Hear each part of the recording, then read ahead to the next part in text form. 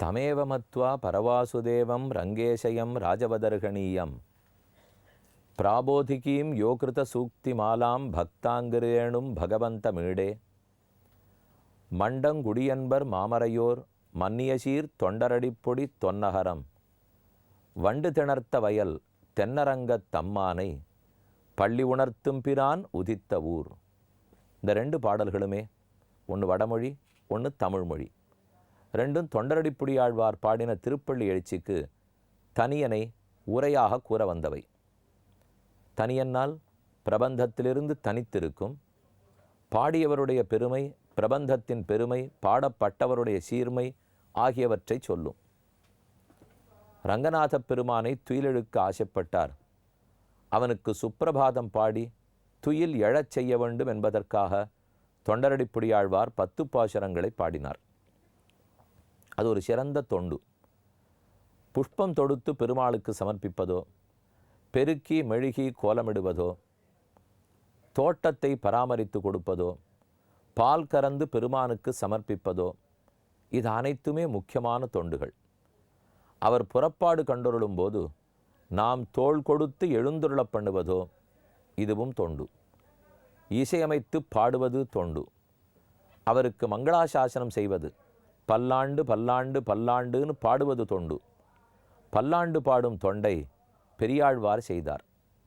இதோ இசைத்து திருப்பள்ளி எழுச்சி பாடும் தொண்டை தொண்டரடிப்புடியாழ்வார் செய்து வருகிறார். பெரியாழ்வாரும் தோட்டம் அமைத்து புஷ்ப கைங்கரியம் செய்தார். தொண்டரடிப்புடியாழ்வாரும் தோட்டம் வைத்து பூ வளர்த்து தொடுத்தே பெருமாளுக்கு மாலை சமர்ப்பித்தார். இவர்களெல்லாம் பூ தொடுத்தும் சமர்ப்பிக்கின்றனர், பாமாலையும் சமர்ப்பிக்கின்றனர். பூமாலை புஷ்பம் தொடுத்தால், பாமாலை பாடல்களை சமர்ப்பித்தால். அவர் பாடிய திருப்பள்ளி எழுச்சியில் கடைசி பாடலில் உள்ளோம் பாட்டினுடைய ஆழமான கருத்தை பெரியவாச்சான் பிள்ளை வெளிப்படுத்துகிறார். கடிமலர் கமலருங்கள் மலர்ந்தன விவையோ, கதிரவன் கனைகடல் முளைத்தன நிவனோ, துடியடையார் சுரிகுழல் பிடிந்து உதறி துகிலுடு தேரினர் சூழ்புனல் அரங்கா, தொடையொத்த துளவமும் கூடையும் பொலிந்து தோன்றிய தோள் தொண்டரடிப்பொடி என்னும் அடியனை அழியனென் அருளி உன் அடியார்காட்படுத்தாய் பள்ளி எழுந்தருளாயே. அழியன் என்று அனுகிரகிக்கணும். இவன் ஒன்றும் முடியாதவர், நம்முடைய திருவடியை எதிர்பார்த்துருக்கிறவர், நம்ம தவிர தொண்டரடிப்பொடிகளுக்கு வேறு தஞ்சமே இல்லை அப்படின்னு நீதான் இவருக்கு அனுகிரகம் புரிய வேண்டும்னு பிரார்த்திக்கிறார். அவர் அடியனுக்கு வேற போக்கிடம் இல்லை, அதனால் நீர்தான் அழியன்னு பார்த்து அடியனை அனுகிரகிக்கணும், என்ன பண்ணணும்னு பெரிய பெருமாள் கேட்கிறார். அடியன் வேற ஒன்றும் பிரார்த்திக்கல, உன் அடியவருக்கு என்னை ஆட்படுத்தி விடு, உனக்கு ஆட்படுத்தி விடுன்னு கேட்கலாம். ஆனால் அதை விட சிறப்பு, அடியார்க்கு என்னை ஆட்படுத்தாய் பள்ளி எழுந்துருளாயே. இத தேவரீர் எழுந்திருந்து திருக்கண் மலர தாமரை மலர்ந்தார் போன்ற கண்களை கொண்டு குளிர நோக்கி ஒரு நிமிஷம் எனக்கு கடாட்சத்தை பொழிஞ்சு விட்டீர்னா தானே அடியன் விருப்பப்பட்டது நிறைவேறிட போகிறது. இப்போ பெருமானுடைய கடாட்சம் கிடச்சுட்டா என்ன தான் நடக்காது? அப்போ அடியார்க்கென்னை ஆட்படுத்தி விடுன்னு பிரார்த்திக்கிறார். இந்த பாசுரம் தொடக்கத்தில் பார்த்தீங்கன்னால் மலர்ந்தன இவையோ, கமலங்கள் மலர்ந்தன, அதே போல் கதிரவன் கனைகடல் முளைத்தனன். இந்த ரெண்டும் முதல் பாசுரத்திலும் இதே தான் ஆரம்பிச்சது. கதிரவன் குணதிசை சிகரம் வந்தடைந்தான் கனவில் ஒரு அண்ணது, அங்கேயும் தாமரை மலர ஆரம்பிக்கிறது, சூரியன் உதித்தான். இங்கேயும் சூரியன் நன்கு உதித்து விட்டார், தாமரை முழுவதும் மலர்ந்து விட்டது. ஒரு பிரபந்தத்துக்கு வழக்கம்னாலே முதலும் முடிவும் எதில் தொடங்கினாலோ அதில் முடித்தால் அப்போ ஒரு கோவையை அர்த்தம் நன்னா புரியும். இதில் தான் பாட ஆரம்பிச்சிருக்கேன், அதே விஷயத்தில் தான் முடித்து விட்டேன். என் ஆண்டாள் பாசுரத்தில் பார்க்கடலுள் பையத்துயின்ன பரமன் அடிபாடி 2வது பாசுரம் ஆரம்பம். 29வது பாசுரம் சித்தஞ்சிறுகாலே வந்துன்னை சேவித்து உன் பொற்றாமரையடியே போற்றும் பொருள்களாய். அடியில் முடிஞ்சது. அப்போ அடியில் தொடங்கினால் அடியில் முடிந்து விட்டாள். நம்மாழ்வார் பாடச் செய்தேயும் அடியேன் செய்யும் விண்ணப்பமேன்னு ஆரம்பித்தார். நம்மாழ்வார் பாடினதில் முதல் பிரபந்தம் திருவிருத்தம் 100 பாடல்கள் 100.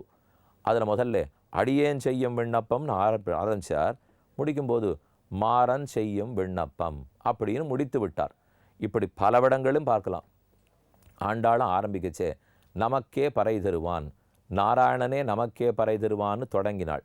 முடிக்கும்போது வங்கக்கடல் கடைந்த மாதவனை கேசவனை திங்கள் திருமுகத்துச் சேழரையார் சென்னிரஞ்சி அங்கு அப்பறை கொண்ட வாற்றை பெருமானே நமக்கு கைங்கரியம் அருளுவார். பிரபந்தம் தொடங்கித்து. இடைப்பெண்கள் எல்லாரும் மார்கழி நோன்பு நோத்து கைங்கரத்தை பெற்றனர்.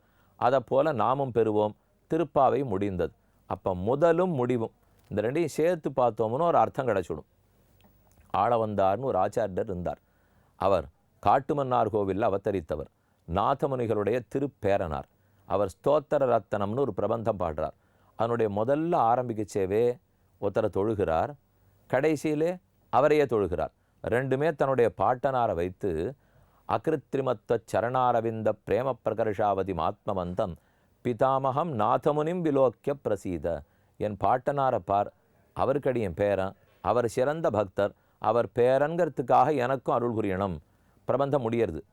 ஆரம்பிக்கச்சே நமோ சிந்தியாத்புதா கிருஷ்ட ஞான வைராக்கிய ராசையே அகாத பகவத் பக்தி சிந்தவே என்று நாதமுனிகளிடத்துல தான் ஆரம்பிக்கிறார்.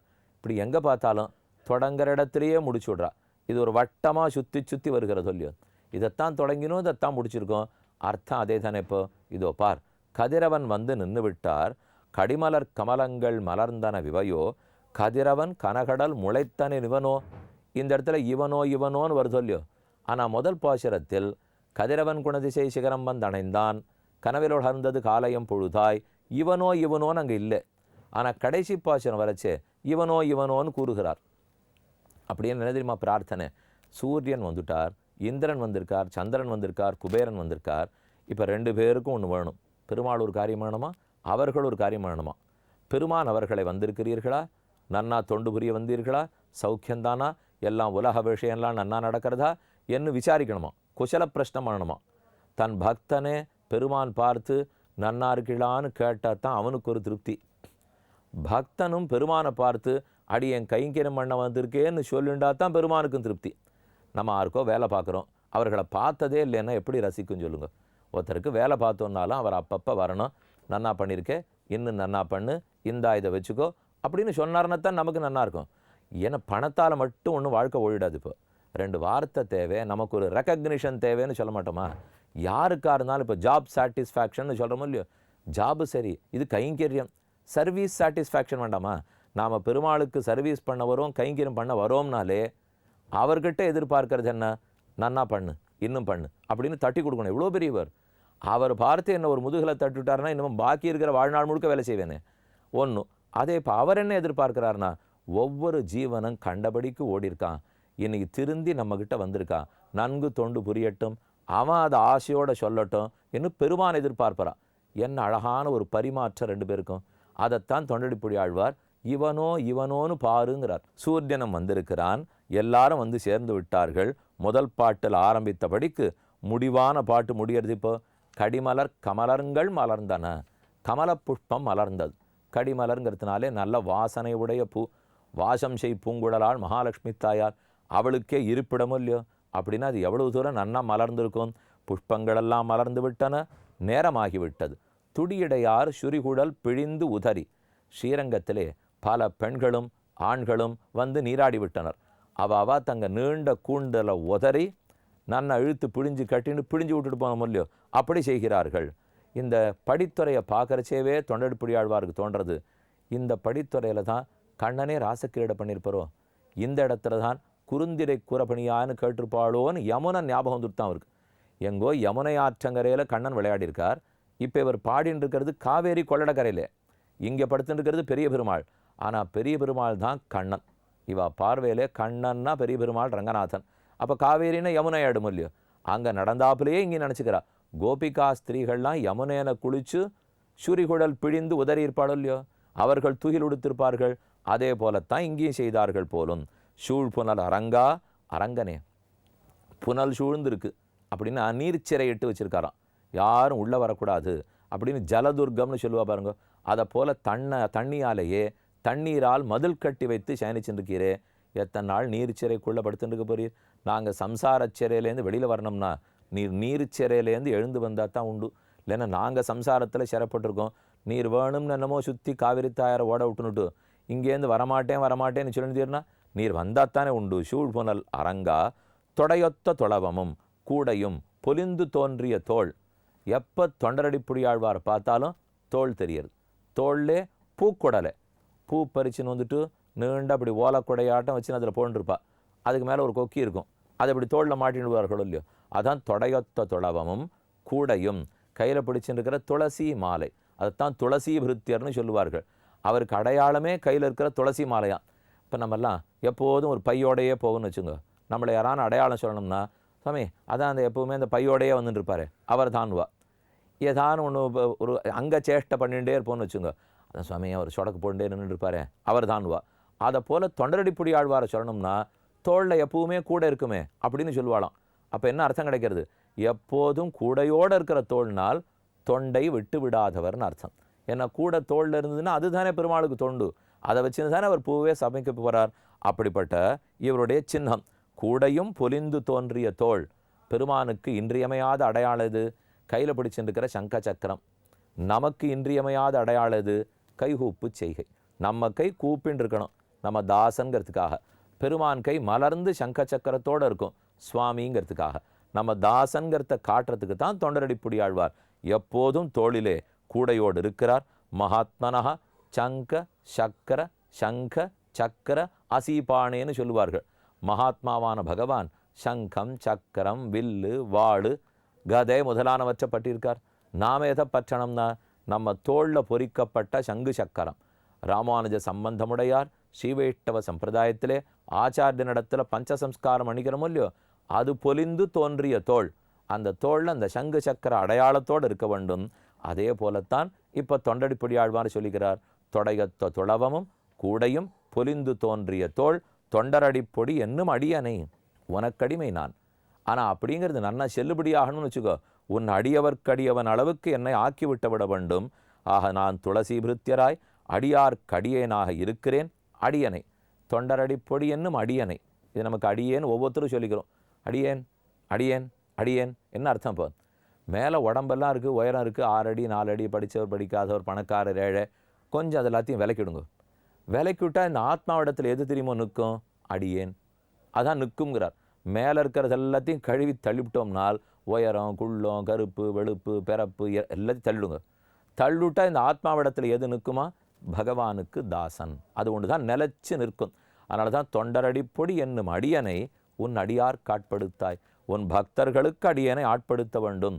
நம்மாழ்வார் பாடியிருக்கிறார். அடியார் அடியார் தம்மடியார் அடியார் தமக்கடியார் அடியார் தம்மடியார் அடியோங்களே. அடியவனுக்கு அடியவனுக்கு அடியவனுக்கு அடியவனுக்கு அடியும் சொல்லிகிட்டே இருக்கார். அத்தனை அடிமைத்தனத்தில் எண்டு கொண்டு போய் நிறுத்து. அழியனன் அருளி. நமக்கு இவன் அழியன், இவன் ஸ்நேகி. நம்ம இடத்துல இவனுக்கு அன்பு இருக்குது, பக்தி இருக்குது, அதுக்காக இவனுக்கு நல்லது பண்ணணும் என்று நினை. இல்லைன்னா இவன்கிட்ட ஒன்றுமே இல்லை, இவன் நம்மத்தான் எதிர்பார்த்துருக்கான் சாது அப்படின்னு நினைத்து கொடு. அப்போ அழியன் என்றொழி. உன்னை தவிர எனக்கு மற்றொன்று கிடையாதுன்னு நினை. உன்னுடைய கிருபையை காட்டு, என் தீனமான தன்மையை பாரு. என்னை பார்த்தாலும் அருளணும், உன்னை பார்த்தாலும் அருளணும்.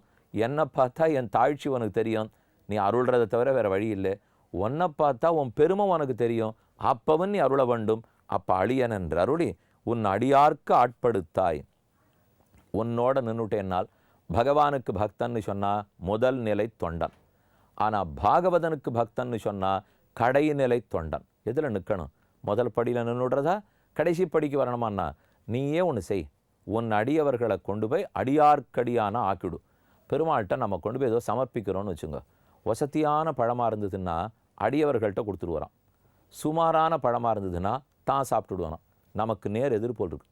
ஏன்னா நம்ம என்ன நல்லதாக இருந்தாலும் நம்ம சாப்பிட்டுட்டு சுமாராக இருந்தால் புறத்தையார் கொடுப்போமோ இல்லையோ. சுமார் சீடனாக வந்தால் தானே தொண்டனாக வச்சுன்னு வரான். உயர்ந்த சீடனாக வந்தால் நம்ம பக்தர்களுக்கு தொண்டனாரே அப்படின்னு அவள்கிட்ட கை காமிச்சிட்டு வரான். அதுதான் பெருமானுக்கு இருக்கிற பெருமை. நமக்கும் அது நல்லது.